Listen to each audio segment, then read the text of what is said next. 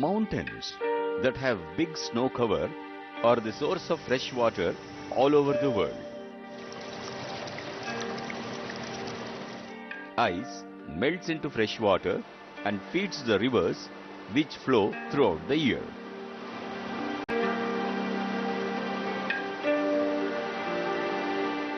Evergreen forests and all types of forests help getting rains from the rain-bearing clouds.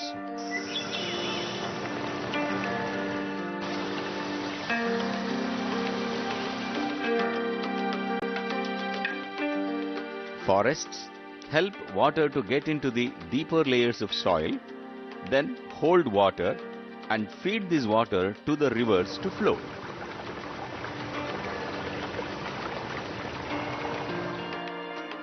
Great civilizations in the world have come up on the banks of rivers.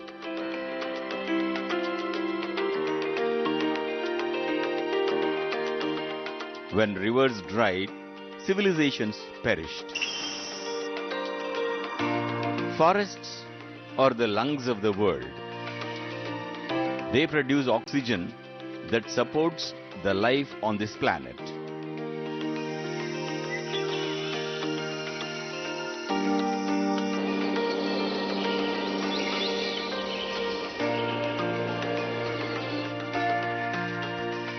Leaders from across the world became serious about ecology and environment in order to have sustainable development.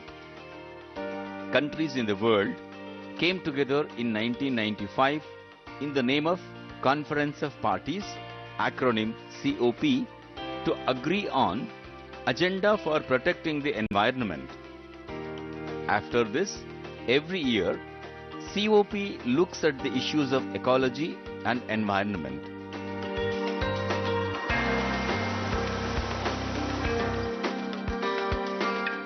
India is a party to COP.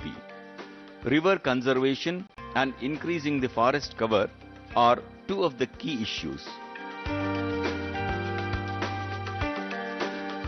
Niti Aayog has put in plans to achieve these objectives and is working on them. Sadhguru Jaggi Vasudev, founder of an NGO, Isha, mobilized people in the country to participate in conservation and revival of rivers. Sadhguru led a rally for rivers across the country.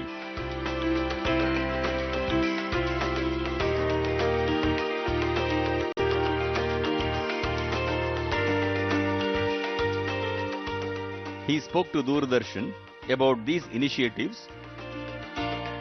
Namaste, Sadhguru. The world is facing lots of issues, of which ecology, environment are being considered by almost all the countries, and so is India. And we have heard you also talk about economic development. We will request you to talk about the environment and ecological issues that plague the world and also India. See, when we say ecological issues, generally it's been understood as something that's against the economic process. It's for this one reason that ecological concerns have not found the kind of attention and action that was needed, simply because ecological issues were always brought up as against economic development. So the significant change that we are trying to bring about, which we have successfully brought about in many ways through the effort of Rally for Rivers, is that economic policies can be made in such a way that they are seriously concerned about ecology. Because an economic process which does not take ecology into account is not going to be sustainable. At the same time, an ecological movement or an ecological activity which does not take into consideration the economic well-being of the people also is not going to work. So it's very important, as I put it, I said I'm going to officiate the marriage of economy and ecology, because if they come against each other, economy will win, hands down. Sadhguru, ecology and environment has various elements, of which river forms a very critical component. And in India, probably we have receded ourselves in terms of maintaining rivers or maintaining the flow of the rivers. And the campaign that you have taken up to revitalize and revive these rivers, would you help us to understand some more about it? People think because of water there are trees. No, because of trees there is water. If we have sufficient number of trees, we will have sufficient amount of rain. If there is sufficient amount of rain and there are trees, then the water will sink into the earth and the rivers will flow. We want to make sure on the river sides, at least 1 kilometer on both sides, there are trees. If we implement this plan, what we have, an economic plan with a significant ecological impact, most farmers can raise their income anywhere between 3 to 8 times in 6 to 7 years. The Rally for Rivers was mainly focused towards bringing about a policy change, because for sustained activity to reinstate rivers back, a policy aspect to it. A large part of the recommendations we made have already become a process of policy making. Niti Aayog has sent a directive to all the 28 states now to keep an umbrella policy from center, which is largely from Rally for Rivers recommendations, and this is going across. And many states have become proactive and they are beginning to act by themselves. Maharashtra, Karnataka are some of the foremost states who have taken action in this direction. Telangana is doing its own very good work. Rajasthan has done phenomenal work in terms of water. I think it's a single effort on the planet where the amount of work that's been done upon water in Rajasthan is really significant and pioneering. So like this, many states have gone proactive, but the most important thing is an umbrella recommendation from the government which has come forth, and they've also put money behind it. One of the biggest aspects of this is to bring micro-irrigation for our agricultural process, because 84% of our river water is consumed by agriculture. So if you bring micro-irrigation, this can be brought to about 1/3 of that consumption. This year, Center has allotted over 5,000 crores for micro-irrigation development, and above all, we are bringing in farmers, producers organization, tax benefits have been given for this. Why this is important is, without creating scale, right now the land holdings are very small with the farmers. Average land holding is 1 hectare, which is 2.25 acres, which is completely unsustainable in terms of putting micro-irrigation and other irrigation systems. So we are trying to aggregate irrigation systems, producers organizations. So if we set up successful modules of farmers producer organizations, which we have already done with about 1100 farmers, we have multiplied their income. This can be demonstrated in large scale. Right now we are working towards bringing 10 to 25,000 farmers together, and their irrigation is aggregated. That means individual farmer investment in the irrigation will go, that means these debt burdens will go and the suicides will go, because essentially irrigation is one thing which takes the maximum amount of investment which they are not able to pay back. Crop loans is something that most farmers can handle. Irrigation development is what costs so much, and it's taken so many lives in the country. So this can be changed by creating a scale in irrigation and marketing processes. They will do individually, but only irrigation and marketing activity has to be integrated. That is why the Farmers Producers Organization, right now the central government is committed towards this. They gave a tax relief for this. Earlier, there was a law that anyway everybody knows agriculture has no tax, but if they get together in the form of an organization, they had 30% tax. So we are almost ensuring there is no scale, both for irrigation and for marketing. Without scale, you cannot bring in irrigation systems. Without scale, you will not have the necessary bargaining power for your produce. This has been the fate of Indian farmer. 1 year there is no production, so he suffers. Next year there's good production, but he suffers because there's no market. And because the scale is small, the individual farmer is not able to find either market or investment. So we want to create that scale in the form of Farmers Producers Organization. That's the main focus right now for Rally for Rivers. How has FPO organically been helping farmers, Sadhguru, in terms of, like you explained, input management is also difficult apart from irrigation, but farmer basically is a producer. He doesn't know how to sell. Therefore, he loses out, like you explained. How is FPO helping that aspect, Sadhguru? Let me tell you an actual example. We have formed a Farmers Producers Organization in Coimbatore, where about 1100 farmers have been brought together. One simple thing that happened is, we set up a resource shop where seed, fertilizer, other implements, other things needed. Generally, the dealer margin is 20%.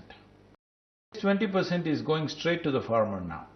So 20% discount on almost everything that he buys.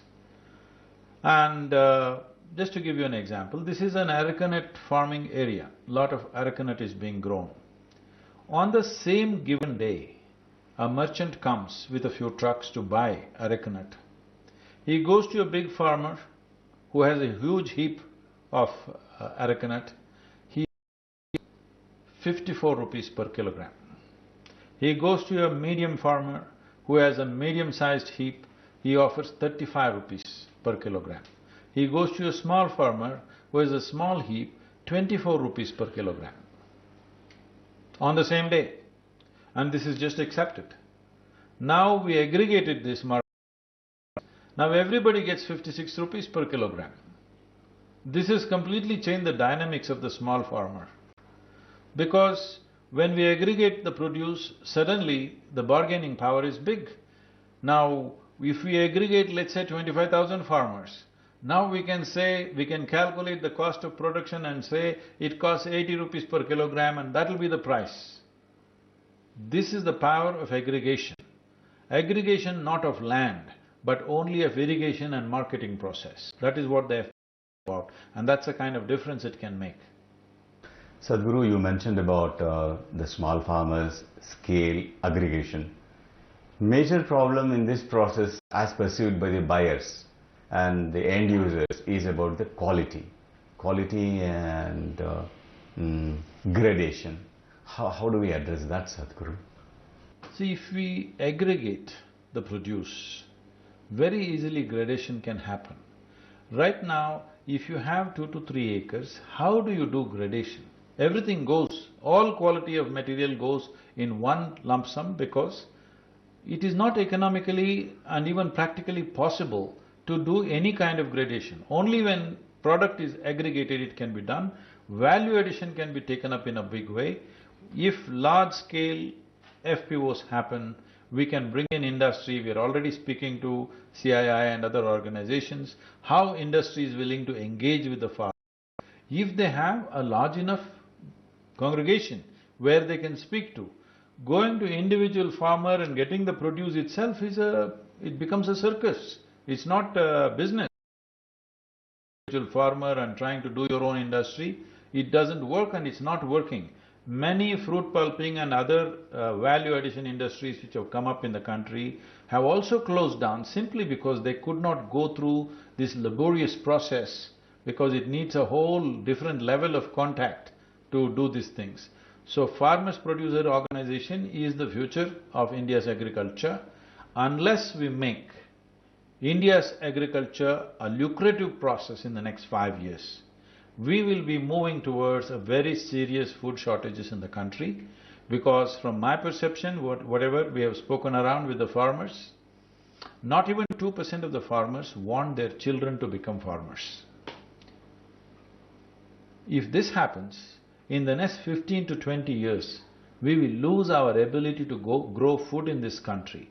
With 1.4 billion people on your hands, if you lose your ability to grow food in this country, just imagine what will be the fate of the country. At the same time, if 65% of the population is still involved in agriculture, if we make it a lucrative process, the country's GDP will multiply.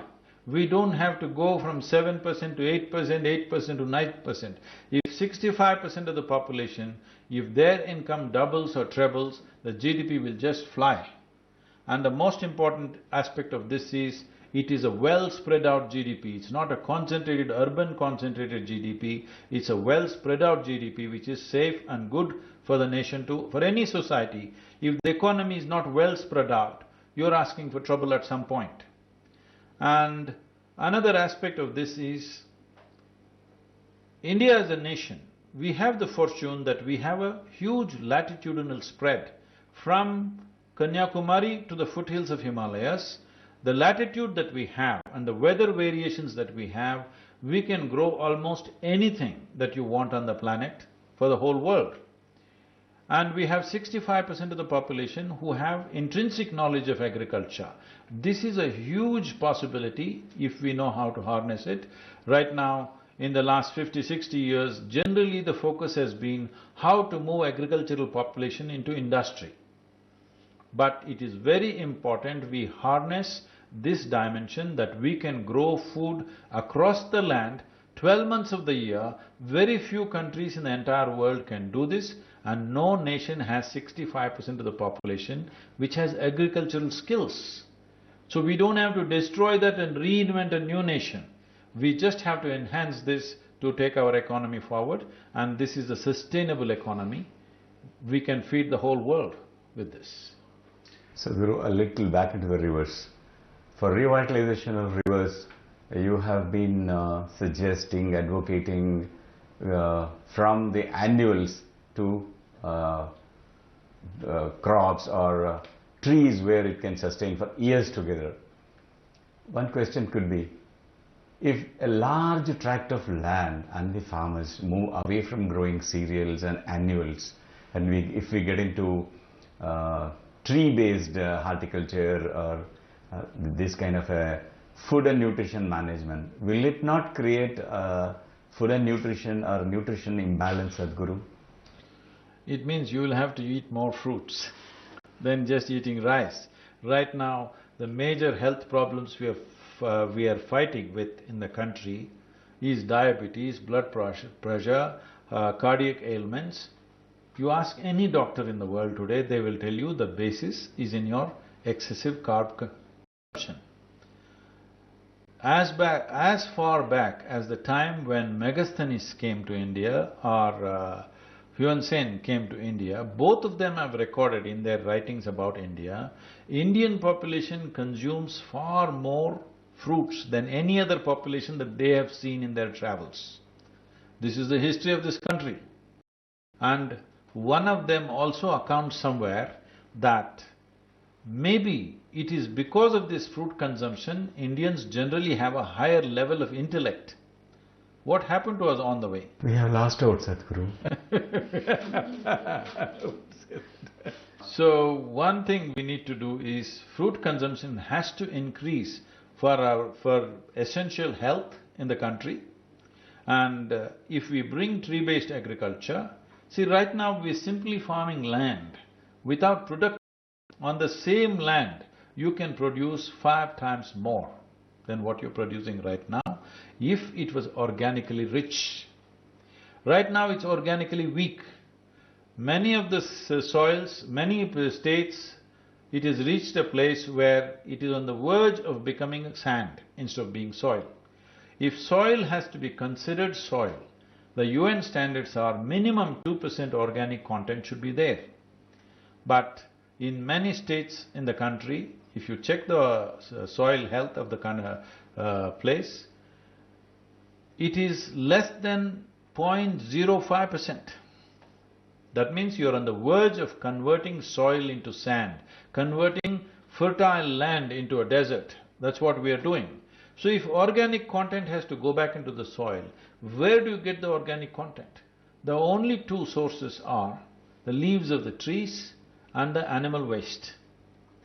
Trees have been gone long time ago. To what extent means, in the Ganga basin, which accounts for 25% of India's geography and 33% of India's agriculture, 94% of tree cover has been removed in the last 70 years.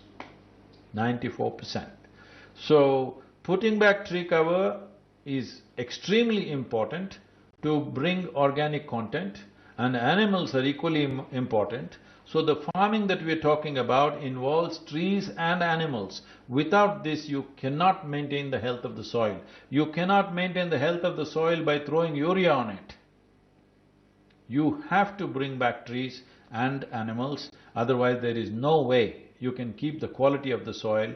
In poor soil, you're trying to grow crops by throwing chemicals. If you make the soil organically rich, with half the land, you can grow food for this country, and the rest you could feed other parts of the world. The policy document created by you, Sadhguru, and given to the government, how are the experts in individual field consulted and constituted into that, Sadhguru? See, we are always looking at things in pieces. This is our biggest problem. When you were born whole. We can't buy 2 kidneys, 1 liver, 1 heart and 1 piece, two parts of the brain and make you. You were born whole. So is the land. If you want rivers to revive, there needs to be a holistic approach. It's not about individual expertise. Yes, we can go into detail with expertise, but the most important thing is, it is holistic. If you go with individual expertise, you will deliver half a baby. Half a baby is not a half a solution. Half a baby is a nuisance in your life. So it's very important, it's holistic. This whole idea of river revitalization is an organic idea. This is not my idea or your idea. This is the way nature works. It doesn't need any other kind of, super knowledge about it. It is just fundamental. If you have paid enough attention to the water bodies work, it's very clear, without vegetation, without organic richness in the soil, without shaded land, rivers cannot flow. There is no two ways about it. Sadhguru, you said about shading the land and shaded lands. Lots of fallen leaf, litter, which can become organic material that can go into the soil, is being burnt all over. See, it's burnt all over because one reason is they want to turn the crops around quickly. They don't have the time to use this process. Another thing is lack of education, because somebody told them by throwing chemicals everything can be done. Nobody told them you have to keep the soil rich. Forever we have known we must keep the soil rich. Somehow in the last 35–40 years we've forgotten that we have to keep the soil rich. Like a lot of people believe by taking tablets they can be healthy. Just like that, like throwing chemicals, we can grow the crops. Sadhguru, you have invited a lot of youth and people, everybody who is willing to be part of this kind of a movement in the country, to be part of the movement, the campaign. What is happening, and how have you found this country and the people here resonating to you? You're talking to me as if I came from somewhere else. I belong to this country, I was born here, I grew up here. Sadhguru, your concept, your idea, your leadership, all this sounds so wonderful, so wonderful. Yes, it is. But are we really living up to your expectation and need of the hour?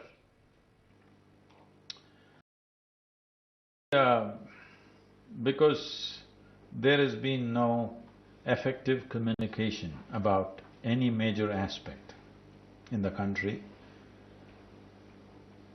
As a solution, generally a whole lot of people are making a living out of problems. Yes, they're making a living out of problems. So if you address the solution properly, people will respond. 162 million people, when they respond for Rally for Rivers, you cannot say nation is not responsive. They're fantastic. Missed call, Sadhguru? Yes, 162 million people.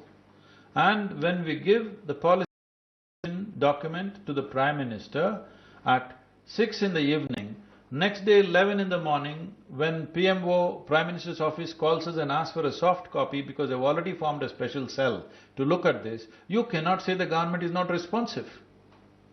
They're responsive. It's just that its problems have never been addressed in a solution-oriented way. It is only been addressed as, will you come and protest on the street? This is how it's been addressed, unfortunately. So when you address a problem in a solution-oriented manner, in a phenomenal way, youth are coming, giving up their jobs for 3 years, they're coming full-time to serve for the nation and for the rivers. You cannot expect anything more from people.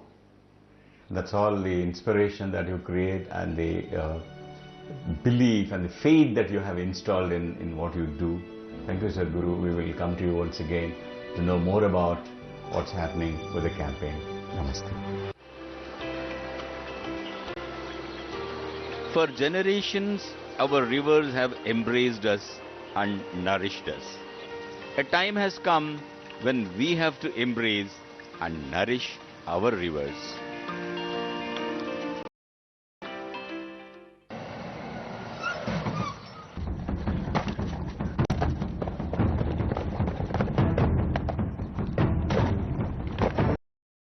देश की सुरक्षा के लिए सीमा पर खड़े रहते हैं, लेकिन आज हमारी नदियों को सुरक्षा की जरूरत है। अगर हम पेड़ होते तो अपनी अंतिम सांस तक इन नदियों के किनारे खड़े होकर